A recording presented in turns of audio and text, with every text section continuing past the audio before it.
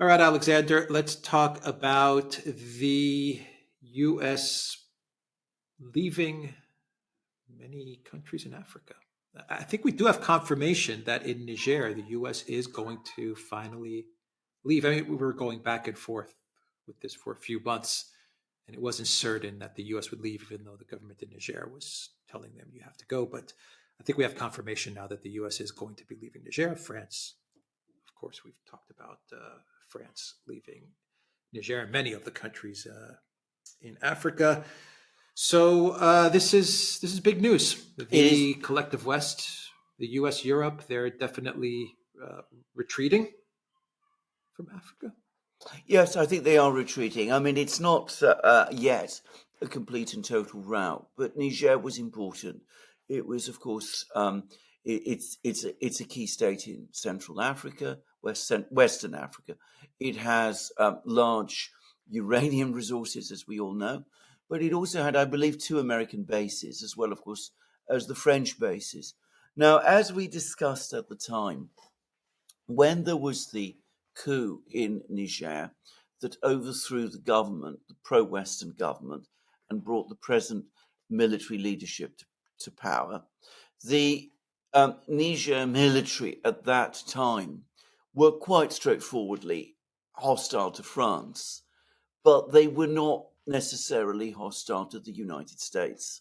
Many of them had been trained in the United States.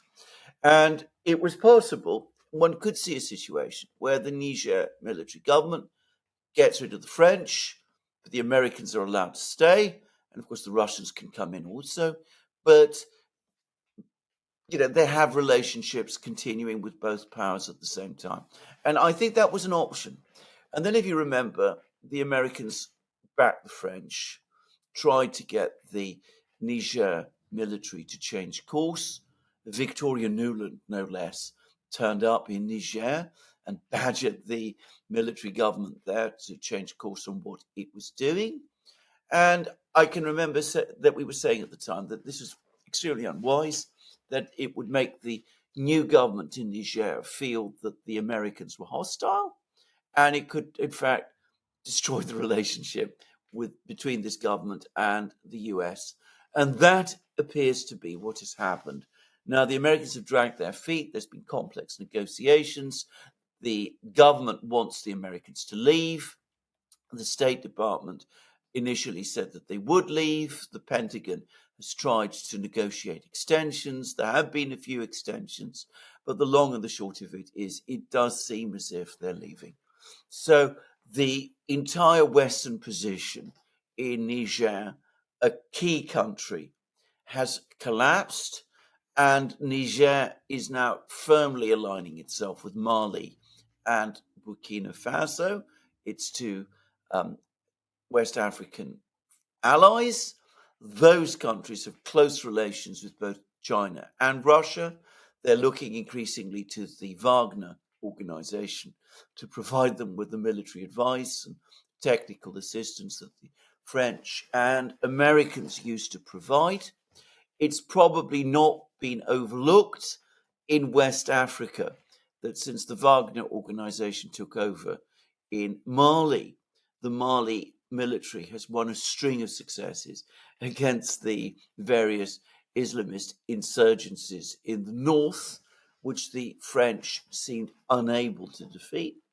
So we can see why Niger might be happy to make that kind of decision and get its hands freed from both the French and from the Americans.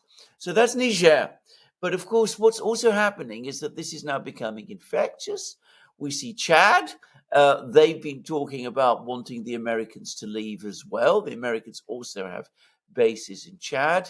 The Americans are trying hard to negotiate to keep those bases. The Chad government at the moment is still saying they want them to leave. There's talk that some kind of a negotiation is going to take place in order to enable the American troops to stay. If they do stay, which at the moment is far from certain, the government of Chad is going to exact a much higher price at the very least. They've obviously taken inspiration from what Niger has done.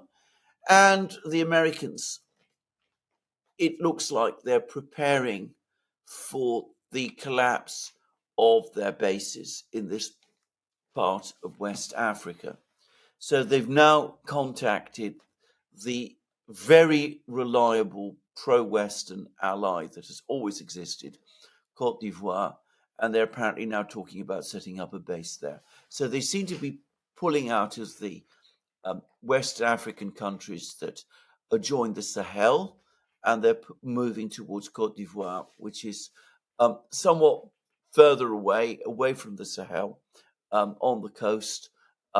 It would be a different location and a different logistical operation completely. And the countries of the Sahel, by contrast, appear to be turning now increasingly to Russia and China. Yeah, I was just about to ask. It's going to most of the region is going to reorient towards Russia and towards China. Yes. Russia for the military security component, China for just about everything else. The investment, the infrastructure. Exactly. Yeah. Where does that leave the US? Because we've seen the effect on France.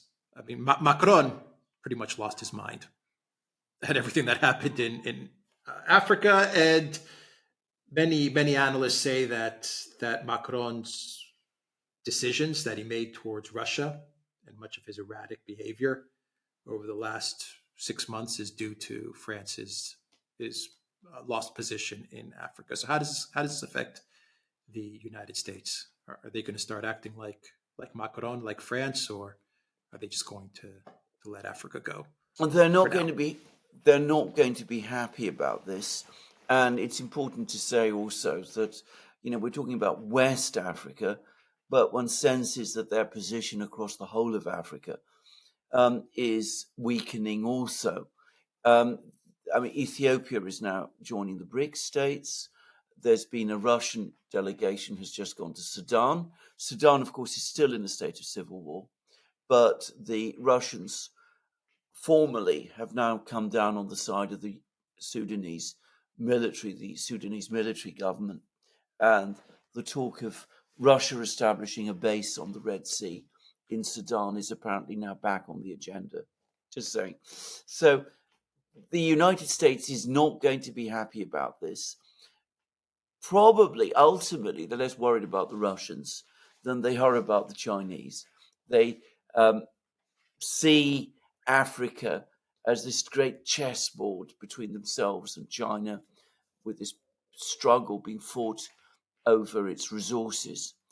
But in so many ways, this is so wrong and exaggerated. I'm not convinced that most Africans particularly want to take sides in a great geopolitical battle. And the extent to which Africa, anyway, really is centrally important to US geopolitical position. I mean, it's difficult to see why it would be important. What is driving this, again, is that it's the United States that is telling African states that they must take sides. We saw that with Victoria Nuland going to Niger, and African states who now have the option of getting economic support from China. When they face that kind of demand, they're starting to push back, and that's what we're starting to see. So the Americans are risking a position in Africa which is not ultimately central to them, but which some of them do seem to care about an awful lot, perhaps disproportionately. And losing friends in Africa, or losing countries that might become friends in Africa. Because once again, the neocons do what they always do. They see every region on planet Earth as part of a great geopolitical chessboard where, you occupy one square and play your game against the other side.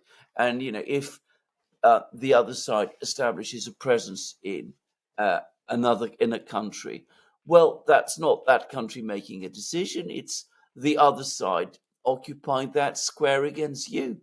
It's this bizarre chess game which is ultimately so counterproductive.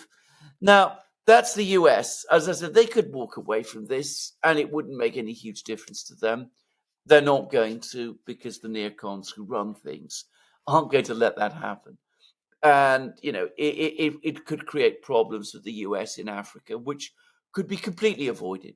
France, it's different because France did have strong economic and strategic reasons to be positioned in West Africa.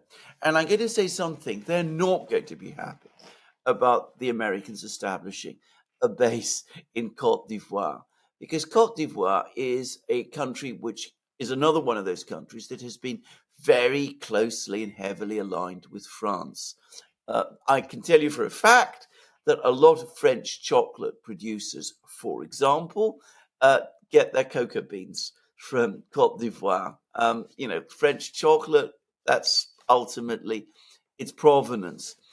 Cote d'Ivoire has been, to some extent, a kind of jewel in the French crown. And who comes along? The Americans, with their big bases and their money and their influence. And inevitably, the French are now going to say, well, we've been pushed out by the Russians from our other places in West Africa. They are blaming the Russians, which is bizarre, but that's what they're doing. And now we're going to be pushed out by the Americans from Cote d'Ivoire. So they're not going to like it at all. I can tell you again, knowing the mood in France and knowing the mood of the kind of people who are interested in Africa, that is going to be very much the sentiment there. They're not going to like it, but they can't do anything about They it. can't do anything about it. Well, that's what it means to be a vassal to the US. That's what it means to be a vassal. And again, it's the product of French policy. French policy, by the way, towards the African states as well, which has been, to put it mildly, an unequal one. But, on the one hand, they wanted to dominate the West Africans. And on the other hand, they wanted to be a vassal towards the Americans. And we see that the one cuts against the other. All right, we will end it there. TheDuran.locals.com. We are on Rumble, Rockfin, Odyssey, BitChute, Twitter, and that's it. And locals. Did I say locals? TheDuran.locals.com. And go to the Duran shop. Go to the Duran shop and look for some limited edition merch. The link is in the description box down below. Take care.